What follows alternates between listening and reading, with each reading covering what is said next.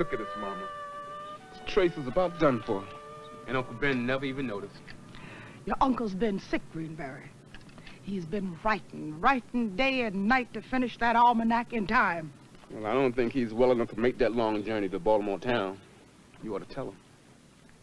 You ever tried telling Benjamin Banneker he shouldn't do something when he set his mind to it? I've tried, Greenberry. I've tried. Well, I can take his manuscript to the printer for him and make him pay the right kind of money this time, too. Uncle Benjamin ain't got the business head of a half-wit child.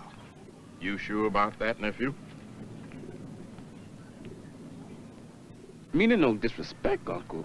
But just that you always letting everybody... Let everybody take advantage of me, huh? Well, we'll just have to make sure they don't do it this time. Greenberry. Your medicine, Ben. Yes, Molly. Sure you feel up to making this journey? Yes, Molly, I've got to. Here's next year's almanac to get to the princes. 1797 is nearly over.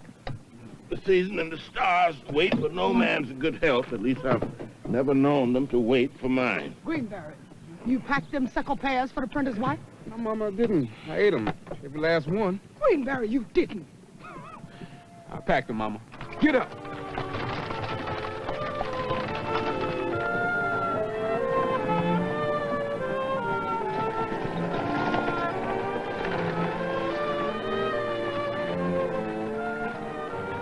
What you doing with your money, Mama? Just making sure it's enough.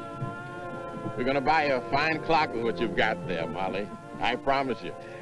Yeah, I reckon it won't be as fine as yours, huh, Uncle Ben? Your uncle was younger than you, Greenberry, when he made that clock. 22 years old. I know, Mama. And it still strikes the hour as good as it ever did, even after all of those years. What you make Mama want, Uncle Benjamin?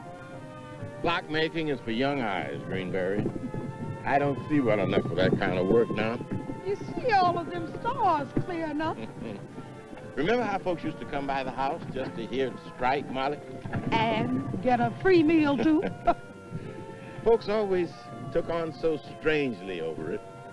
Well, I guess you should be used to folks acting strangely about things you do, huh, Uncle Benjamin? Maybe I should, Greenberry, but I'm not. Certainly not about that ugly old clock of mine. Well, I sure hope I can get one as good in Baltimore, Ben. Greenberry, son. Ma'am? You watch yourself there. Them city folks is not like us. They'll cheat you blind. Mom, I know how to take care of myself. I just can't wait to see what Baltimore town's like. I hope it don't start you to hankering for city life now, son. Greenberry's not going to have time for city life. Not with all that farmland he's got to look after. You mean what's left of it? You ever regret letting all this go, Uncle Benjamin? This was all your daddy's land, right? All this and more. 100 acres all told. Your uncle was a thinking man. He had a burning to study the stars, write them almanacs, and that's what he done. 20 years ago, all I did was work this land. Tobacco fields, orchards. Only folks I saw were family. Free blacks were spread pretty thin. Not much around but wilderness, till the Ellicotts came.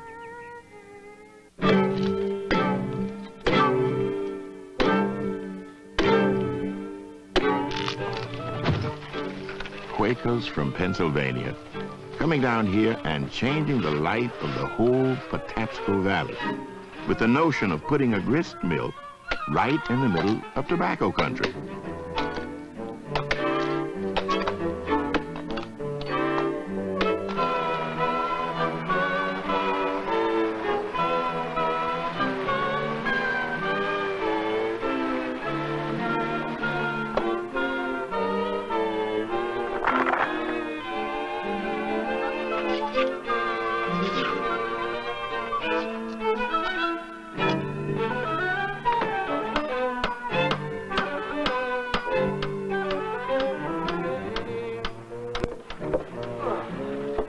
By 1774, the mill was working, but the Ellicotts kept right on building.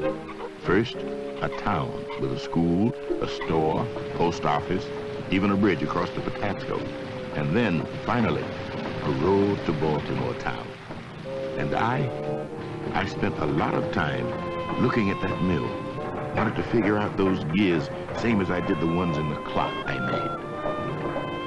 took a while before folks began planting grain as well as tobacco. Used to bring it to the mill and watch it being ground. Met the Ellicotts about then. And nothing gave me more pleasure than my trips to their company store. Used to drop in to pick up the mail and buy supplies, but often that was just an excuse to linger, listening to the conversations of folks passing through and to gossip with friends. I looked forward all week to those visits, and I guess we all began to feel a new sense of community there.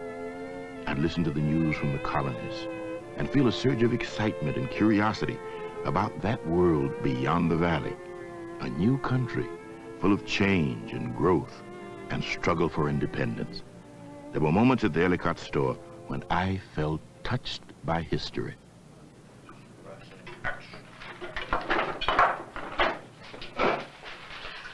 Quiet! Quiet, everyone! Quiet! Listen to this. The Maryland Journal. Boston. That certain valuable cargoes of teas, being the property of the East India Company, and on board certain vessels lying within the harbor of Boston, were seized and knocked to pieces and flung over the side. And that's only the beginning. Hold your tongue. Unless they lower the taxes. Wait, let me finish. The commerce of His Majesty's subjects cannot be safely known as that the part officers remove... Oh, here it is. That from and after June 1st, 1774, it shall not be lawful for any persons whatsoever to load and ship from any wharf within the said town of Boston. Besides running the store, Joseph Ellicott was known throughout the colonies as a maker of fine clocks. Major Andrew Ellicott, military man, accomplished surveyor, later commissioned by George Washington to lay out the federal territory. And George, the astronomer, who became my friend and teacher, welcoming me into his family. It was George who took me from my work on the farm and introduced me to a whole new world, the map of the sky. He lent me books, calculating tools, a telescope. He even sent me a table to work on. And my love for mathematical puzzles when I was a child was rekindled as I learned to study the stars.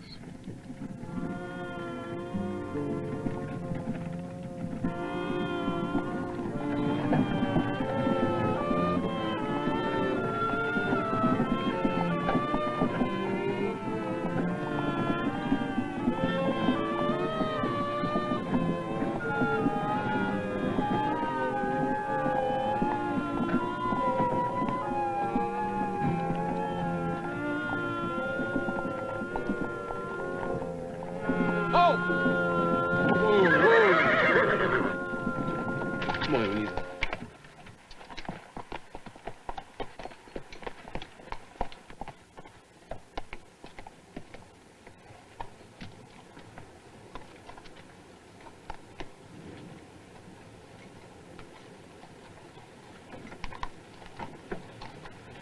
What you looking for?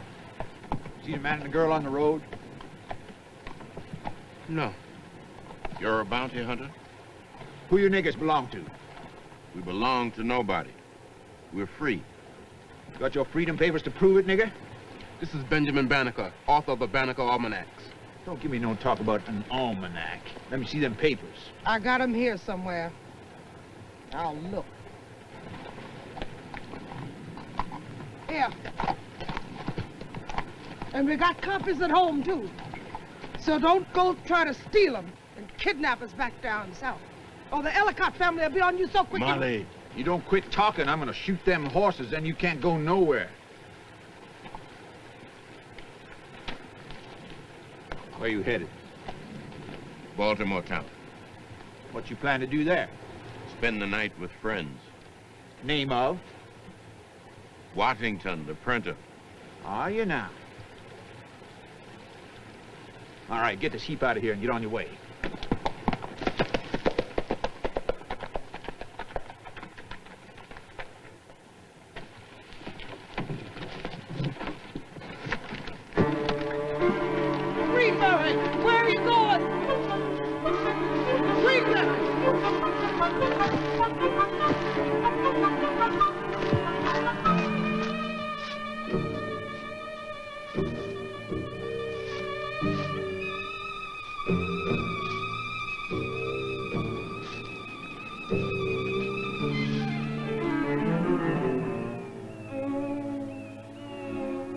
Don't be frightened.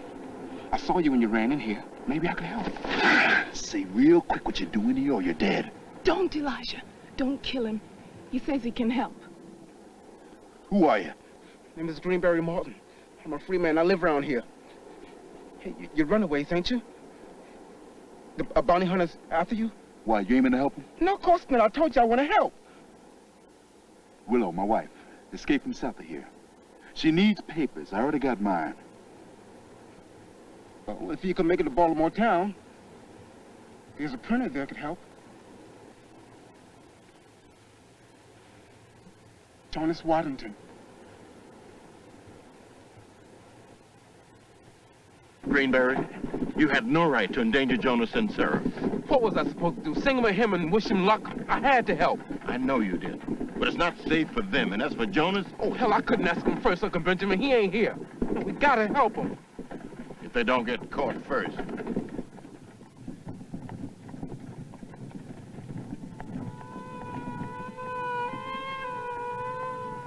So few times we can help each other. Seen my people bought and sold into slavery ever since I was a boy. And most occasions, there was nothing I could do. Thank God the family's free, even though the law of '83 took away our vote and just about every other right except owning property. Been a struggle for us too. My father, Robert, a slave from Guinea, worked a good long time before earning his freedom and buying those 100 acres.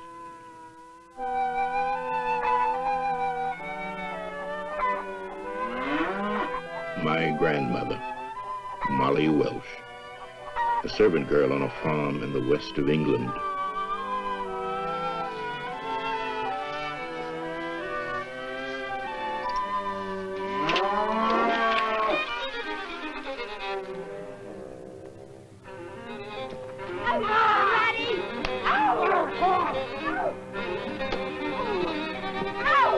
What's the matter, John? What's wrong? The morning milk is missing, sir, and Molly stole it. You lie, John! You stole the milk. No, sir, it was an accident. Why'd you steal it, girl? No, sir, it was the cow kicked it. You know what happens to people who steal milk. You're a thief No, sir. No, sir, blame the cow. It was an accident. and a liar. You're going to pay me for that milk, one way or another. And pay she did. Shipped to these colonies like thousands of others, where she labored as an indentured servant for 7 years on a farm in Maryland.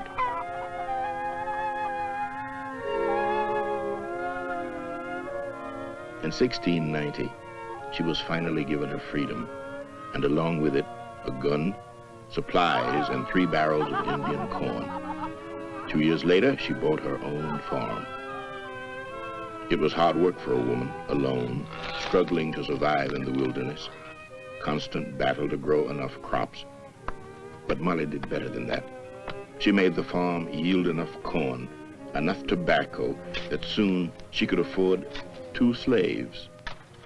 Wasn't long before she freed one and married the other, my grandfather, Banneker.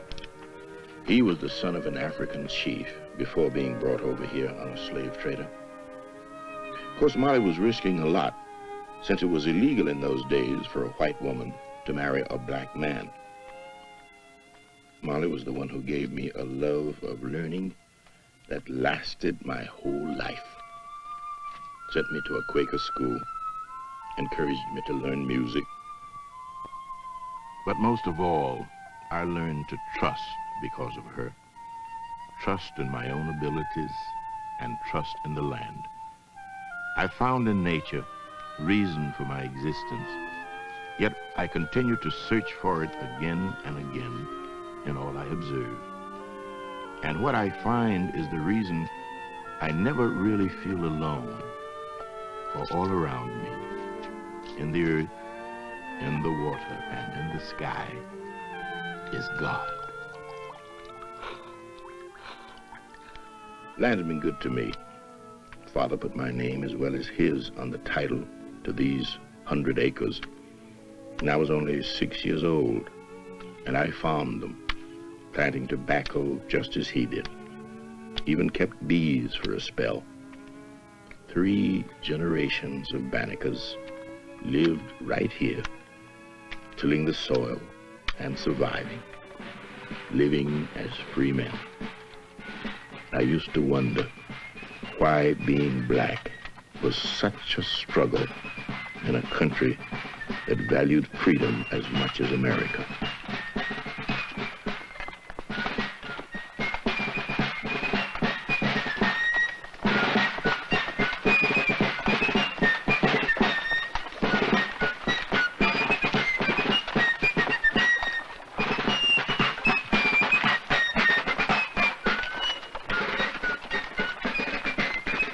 The nation barely carved out of the wilderness before we were fighting England for our independence.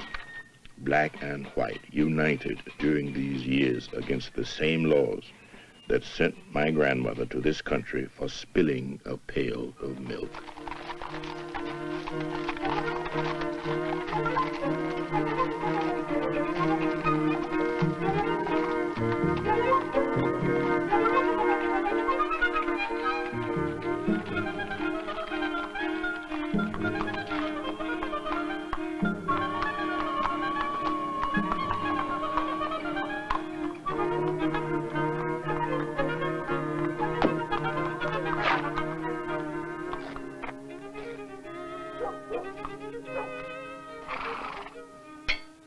Ben, I'm still puzzled with why that letter never reached you.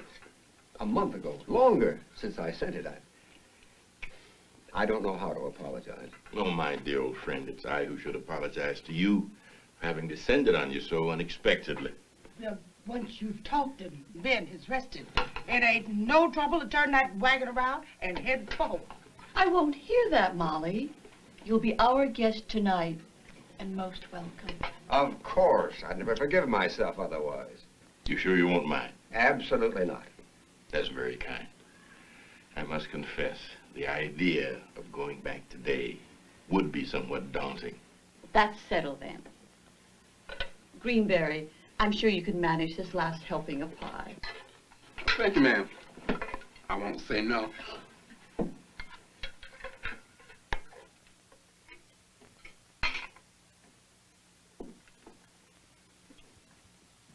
What I can't understand, Jonas, is I'm already late with finishing the preparations for the manuscript of the 98 Almanac. Now, if I hadn't brought it today, how'd you expect to get it printed in time? The explanation is in that lost letter, Ben. It was hard to write. It's even harder to tell. I can't publish your next almanac. What?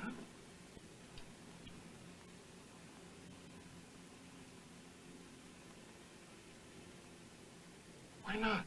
We've been doing very badly this year. The newspaper taxes our days and nights. And pocketbooks. Indeed. And I'm constantly harassed by the commissioners. As fast as I publish the petitions, they're seized and destroyed. We're watched all the time. They're searching for anything that is sympathetic to the abolitionist cause. But my almanac contains a variety of additional information.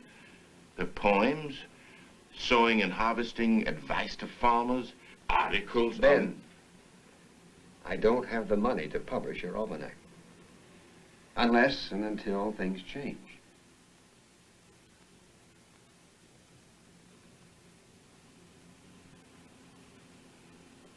Uncle Benjamin? Uncle Benjamin? I think it's about time we tell Mr. Waddington about Willow and Elijah. Tell me what, Ben? Greenberry met 2 runaways on the road. The man's a free black. His wife just escaped from slavery down south, and she needs papers. I'm sorry, I cannot risk it. It's my fault, Mr. Waddington. Just that they've been running for more than a week now, and they're hungry. This is a terribly dangerous time to forge manumission papers. Commissioner Strode is just waiting for an excuse to shut me down. Then I'll go and find them and stop them from coming to your house. No, Greenberry. Jonas, if they came to your house unannounced, would you not aid them, Commissioner Strode or no?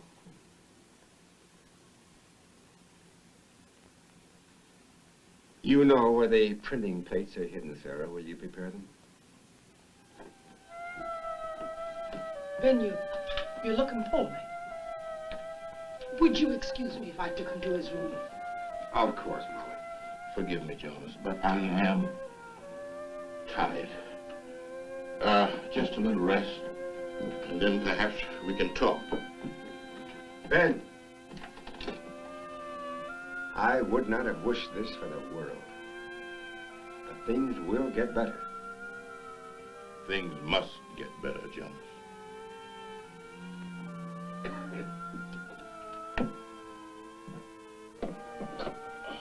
Where's your medicine? Right over there. Journey took it out of you. That bounty hunter. And what Jonas said to you down there. Guess everybody wants to keep on working forever. Now they're telling me I'm worn out. You work hard, Ben.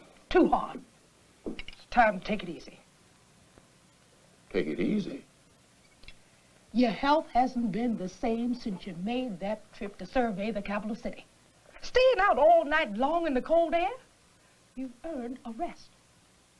Well, I came up here feeling tired and old, but you nearly got me in the grave. Oh, I'm not saying that. All I'm saying is that you've sacrificed enough. Studying the stars was never a sacrifice. But maybe you're right. Maybe I'm just an old man with no business trying to force his works on a world that's no longer interested. You got another world out there that's been there a lot longer. The land. That land is no longer mine, Molly. You've got enough around your house for your needs. And you could tend to it like you used to. If you didn't stay up all night writing. This almanac is a part of me, too. Just as important as the land. I didn't come up here to argue with you, Ben. You're just so stubborn, brother. You refuse to be comforted. We've been squabbling, you and I, since we used to steal apples from the orchard. I worry about you, Ben. No need to, Molly. Go on downstairs and finish your dinner. I just need to be alone. Think things out. And then rest.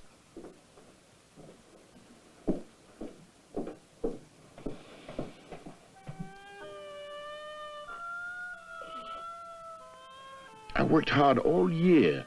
Never occurred to me it wouldn't be published.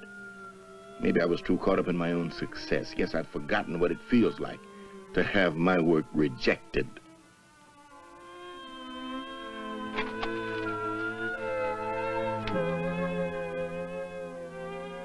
All that work. Been 7 years since I sent my first ephemeris to the Almanac publishers, and then waited for what seemed like months, only to receive letters saying they doubted a black man was capable of accomplishing such a thing. It might have been better if I'd have listened to them. But it was important to contribute, to be heard. I'd taught myself a science, alone, with help from no one. So I kept on working, risking the public view, no longer isolating myself on the land like my family had always done. I calculated another ephemeris, and with the encouragement of the Ellicotts and other Quakers, I decided to write Thomas Jefferson to tell him of my endeavors. What fears I had that the letter was poorly phrased, and what hopes that it could be useful to my almanac. Thomas Jefferson had written that the Negro race was void of mental endowment. I included a copy of the almanac with the letter. Sir, I freely and cheerfully acknowledge that I am of African race, and in that color which is natural to them of the deepest dye. This calculation, sir, is the production of my arduous study in this my advanced stage of life. For having long had the unbounded desires to become acquainted with the secrets of nature, I have had to gratify my curiosity herein through my own assiduous application to astronomical study.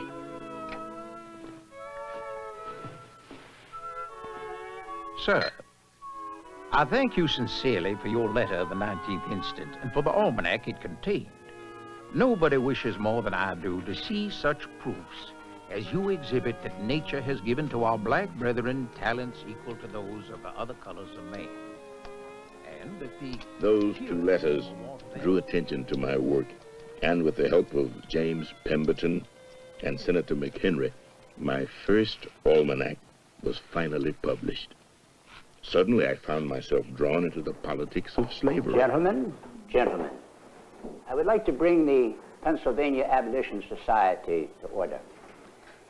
It has come to my attention that there resides a free Negro in Baltimore County who has become a self-taught amateur astronomer. He has compiled an ephemeris for an almanac. His name is Benjamin Banneker.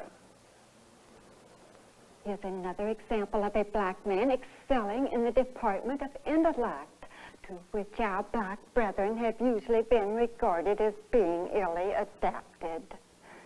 Benjamin Banneker is not only an astronomer and mathematician, but a mechanic of the highest order, working not by patterns, but by principles. How many examples must there be to prove their equality and manhood, and to compel the respect of all men who now hate our black brothers? Let us now pray to God for wisdom and enlightenment throughout our land.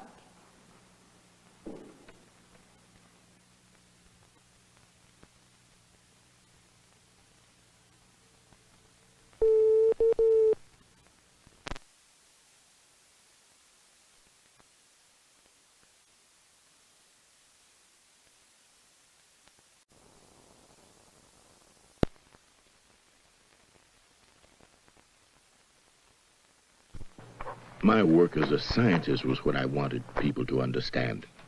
It took me a while to realize the abolitionist movement was one of the main reasons my almanac was successful. I never wanted to seize the world. It always seized me. Written by a black. Written by a man of scientific learning. A self-made astronomer, self-educated. An ephemeris is contained here in the back, giving the time of the rising and the setting of the sun each and every day of the year. You never get lost at sea with this, mate. I can swim. You don't have Poor Richard's Almanac, do you? You see, madam, Benjamin Franklin stopped publishing his Poor Richard's Almanac years ago. But this one, by Benjamin Banneker, is full of the same kind of humor. And this is the 1795 edition. Everything up to date.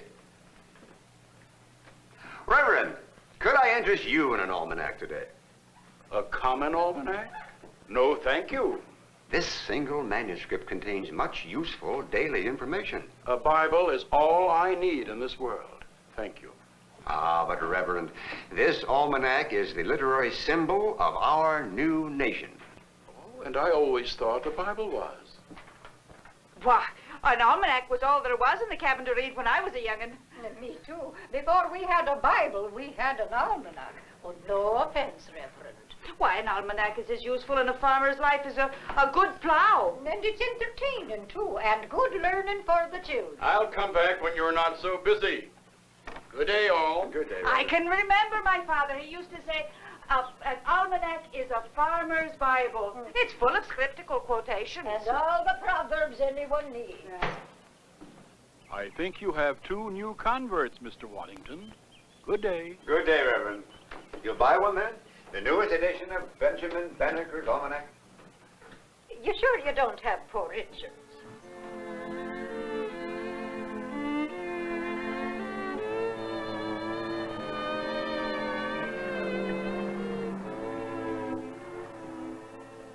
These visits are becoming a continual harassment. Commissioner Strode, I shall complain to the council. They don't like you any better than I do, Waddington. Your little group has had its day, and I'm afraid you're becoming something of a public nuisance. I'm simply warning you to stop smuggling slaves up north with forged papers. I make no manumission forgery, sir, and I challenge you to prove your accusations. I do not break the law. Not without good reason in your own mind, I'm sure, but if you should, there's a very good chance of my finding out. You threaten me in my own house? I don't threaten people, Mr. Waddington. I shall simply inform the council, and they will shut you down. I shall have witnesses, of course, so it's best that there be as little trouble as possible for both of us. What are these? The 1797 Almanac by Benjamin Banneker. A free, black scientist. The equal of any white man in his field. He helped survey the federal city. Oh, yes, the great pretender, your puppet astronomer. He didn't survey the federal city, you know. He was probably their cook. That is utter nonsense. Rather an inflammatory little pamphlet when it was issued. Although I see you still have most of this year's at hand. What better way to smuggle false papers than in a forged pamphlet? I'm afraid you overestimate my duplicity, Mr. Strode.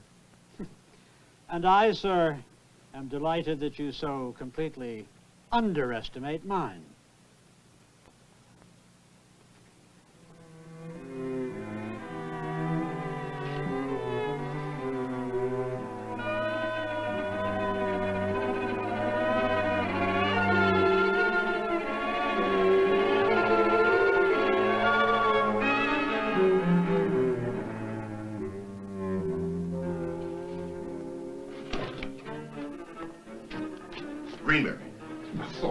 Mama's out getting her clock and him outside the door. Benjamin, ain't nothing here for you but trouble. We should go back home today. I can't, Greenberry. I have too much to discuss with Jonas. Besides, we've got to be here in case Willow and Elijah arrive. We've got to help them to safety. I'll help them. You and Mama go. No, Greenberry. We'll all stay. All right, man. I gotta fix that trace anyhow. It's about ready to snap.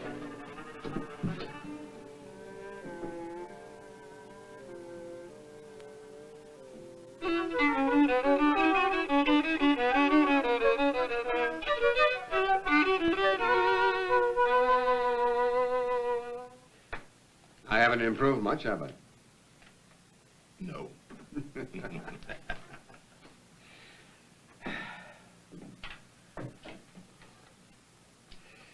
Ben, I'll continue trying to sell the 1797 Almanac as long as I possibly can. I appreciate that, Jonas. Though there seems but little or no demand for it these days. Well, it's just that there's so many rumors. Rumors? Yes, people saying that you must have had help with the Almanac. They doubt the authenticity of my calculations? They say that the Ellicotts, George and Andrew, must have given you some help. I only wish they had. Do you believe that, Jonas? No, of course not.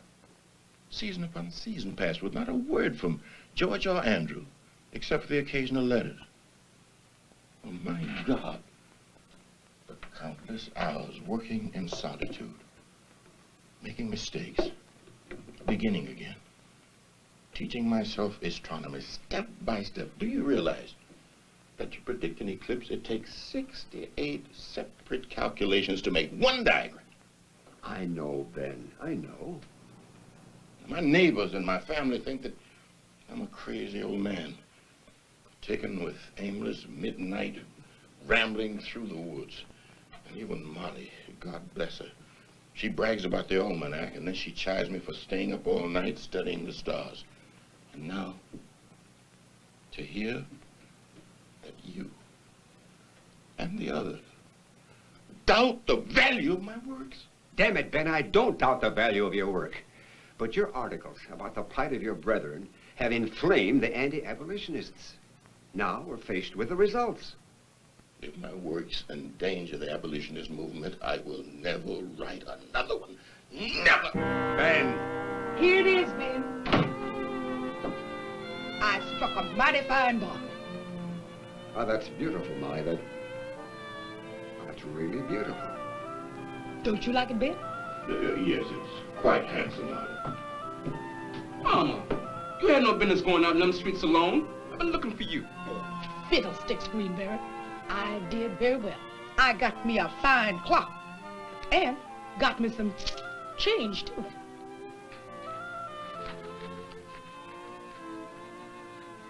Will there always be rumors? Had my abilities doubted ever since we surveyed the federal city? But you'll be surveying the new capital. No. Think of the honor. No. This may be the most important surveying assignment in the history of the country, and all you can do is say No. Dear cousin. You needn't impress me with the honor. I know the honor you pay me, and I thank you. But this time, the family interest must come first. The country needs you. In the past, I would have gladly said yes. But the mill is just beginning to function properly. In a few months, Andrew, but not now. You're the only person. Who else can I trust? What about Benjamin? Benjamin who? Benjamin Banneker. The black tobacco farmer. Yes, well, he's been sort of a pupil of mine. And now he knows more than I do. Well, he knows all the equipment, how to keep records, he can calculate, he's precise, scientific, and he wants to learn so much. Save your breath, George. I know all about your Banneker. Remember that publisher, Hayes, sent me his ephemeris to check last year. I know he's competent. And because you took so long with your reply, Benjamin missed the chance to publish his work. I was very busy, and I wasn't notified of any urgency. Anyhow, he's 60 years old, and this isn't going to be a pleasure trip. And maybe you would be ashamed to work alongside a black tobacco farmer. Of course not. No? I am a Quaker. I judge people on their merit, not the color of their skin. Good. Then it's settled. When does he leave? Hold on. I haven't said yes. And it's not up to me. I'll have to submit his name to the Secretary of State. Thomas Jefferson will decide. What's wrong? Wrong? It's all happening too fast. I'm 60 years old. And I've never been more than a couple of miles from my own front door. You'll do fine. I know it. I know you believe that I can do it, and maybe I can. But I'm still afraid. It's a big world out there, and a lot of people who can't see beyond the color of my skin. Well, they're blind. That's why it's so very important for you to open their eyes.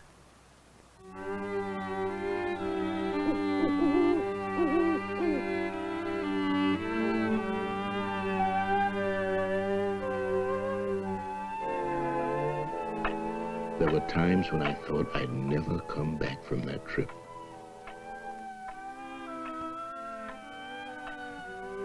I worked at night in the tent, helping Major Ellicott with his observations and maintaining the astronomical clock. Since we only surveyed a 10-mile square area, the others would go into Georgetown to Sutter's Inn at night, leaving me alone with my calculations. Don't think I've ever been as cold as I was those 3 months. Every day became a battle against my age, my poor health, to keep going night in and night out, cataloging, whether I was up to it or not. Oh.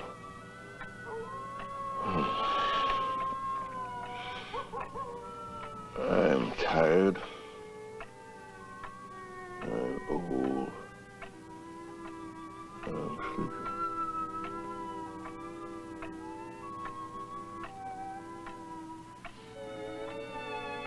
sleepy. But I have work to do.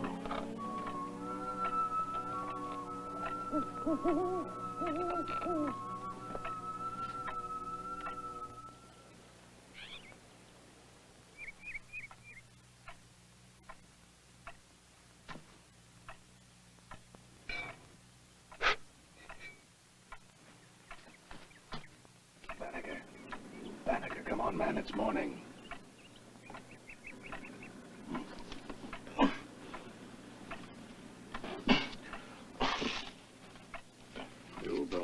stiff today.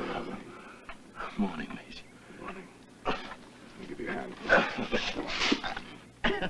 That's the man. Thank you, Major.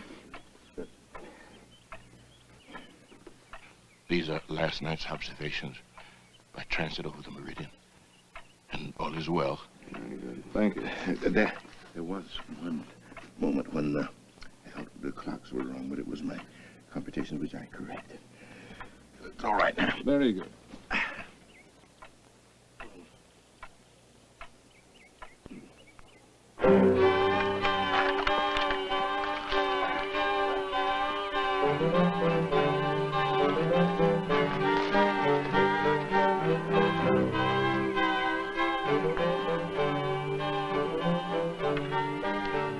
Only time we could work was winter, when there were no leaves on the trees, and it was cold. Men died from fallen trees, even wildcats. Ellicott himself supervised the work in the field, running lines with only 6 men, none having more surveying experience than I. His instruments intrigued me. The 6-foot-long zenith sector, the 3 telescopes, the brass circumferentor with the radius of 8 inches. He measured those 10 square miles by means of a chain. For months, I worked 7 days a week. But the excitement of using those instruments, learning that wealth of information about the stars, made me forget my exhaustion. Then, too, I had begun to dream of a project of my own, another ephemeris, completed in time to be published if I could just return home.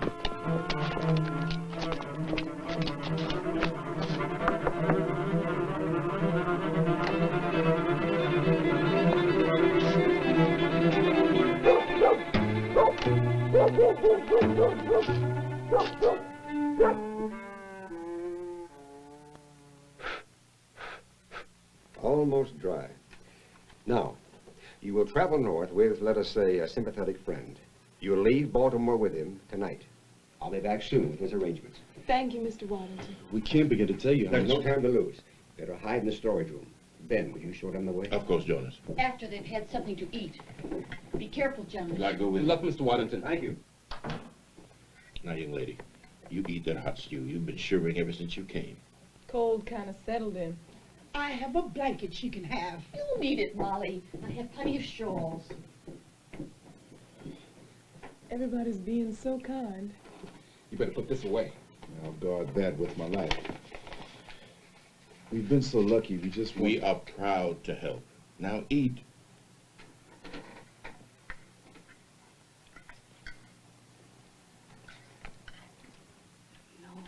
No. Yes, this would be fine.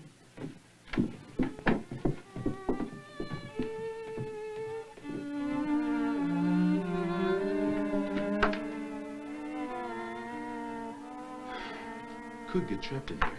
Sort of used to the open. You won't have to be here long. Mr. Banneker, I couldn't tell you in front of the other folks, but I want to thank you. Oh, I've done less than the others, Willow. No, I don't mean now. See, I learned to read off one of your almanacs about a year back. Well, I'm not sure you chose the best teacher, but I'm pleased my book helped. Once earlier, I tried learning off the Bible. Remember Elijah? But then I had to go to work in the big house. Only thing I had was one of your almanacs. I had to steal that. Well, I guess you're the only person ever wanted it that badly, Willow. What do you mean? Not many people want to read my almanac these days. Not much need to write them anymore. But you got to. You got to keep writing them. It's so folks like me can keep learning. That's the kind of freedom, too. You can't take that away from us.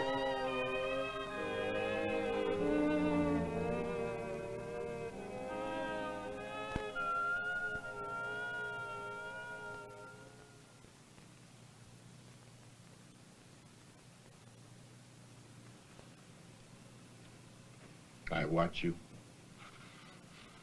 I pray to God through you. But I don't understand you.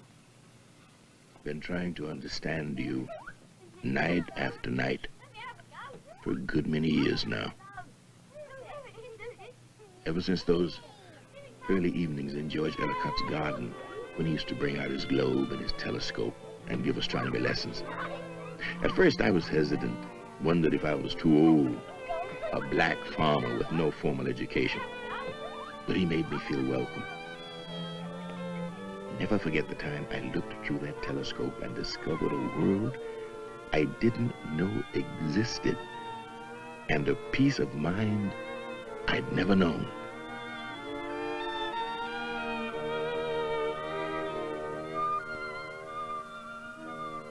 And as George taught me, I taught others.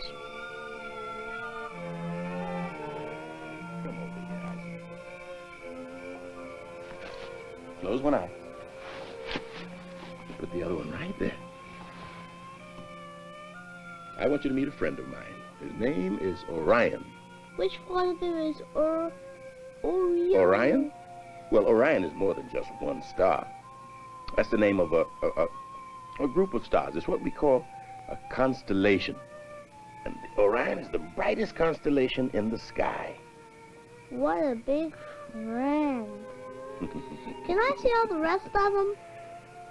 I'm afraid we're going to have to save that for a later time. Oh. No, I just bet your mama's wondering where you are right now. No, she isn't. Oh, yes, she is. It's time for you to go, young man. Isaac, Yes, sir. whenever your mama lets you, you're welcome to visit me. I will. Goodbye, sir. Bye. Go straight home now.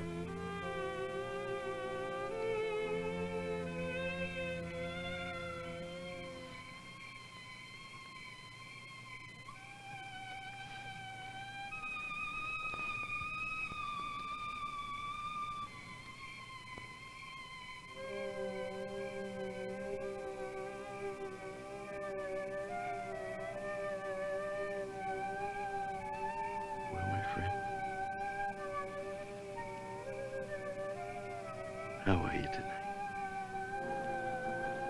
Sometimes the loneliness is hard.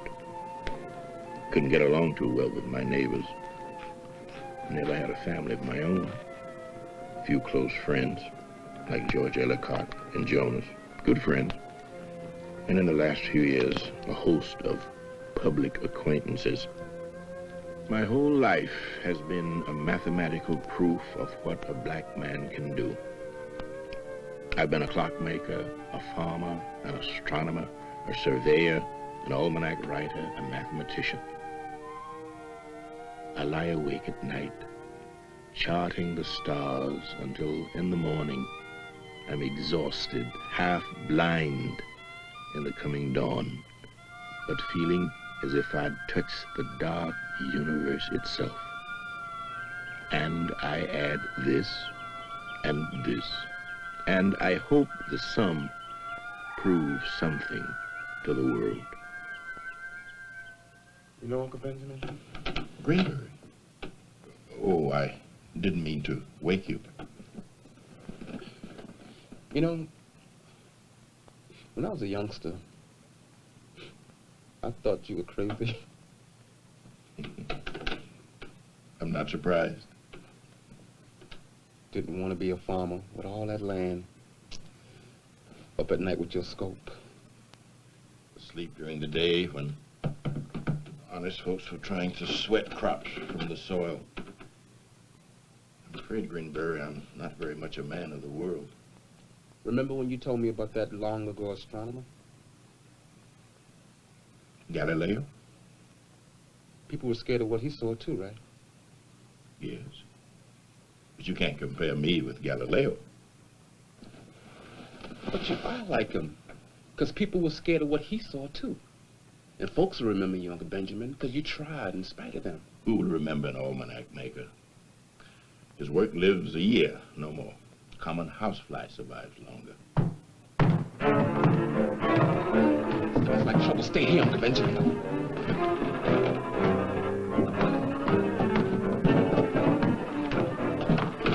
Benjamin, please go back. I've got to warn Elijah.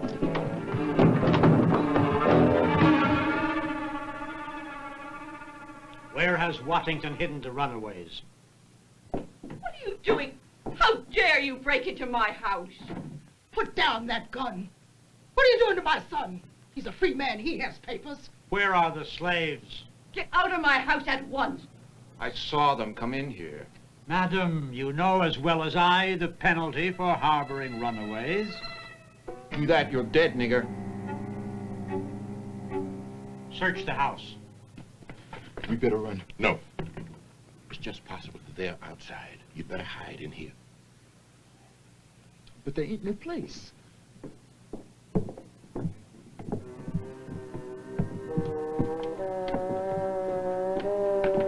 Over there. Come on, move it!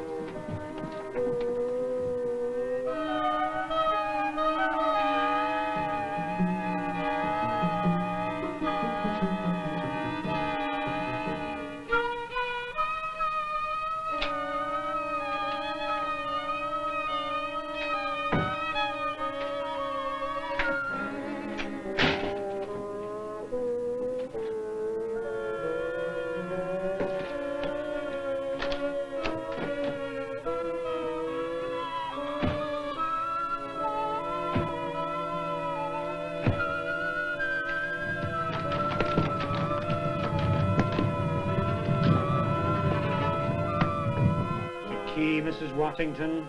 My husband has it with him. Don't need no key.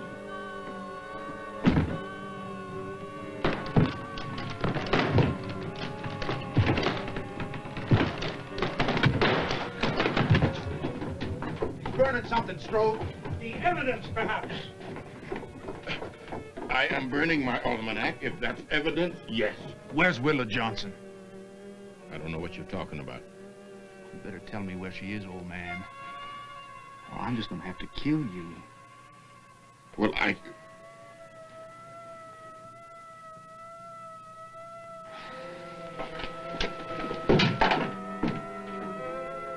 Look at this.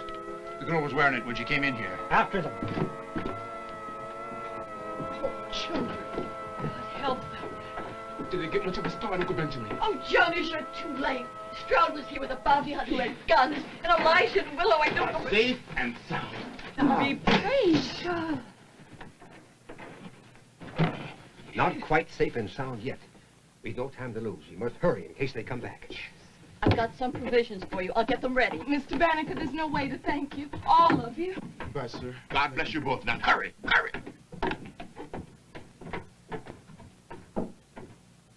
Ben, are you all right? Ben, they'll be fine. But are you all right? Yes, Molly. I am. Well, you sure had us all fooled. But you saved them, Uncle Benjamin. I did what I could, Greenberry. That's all.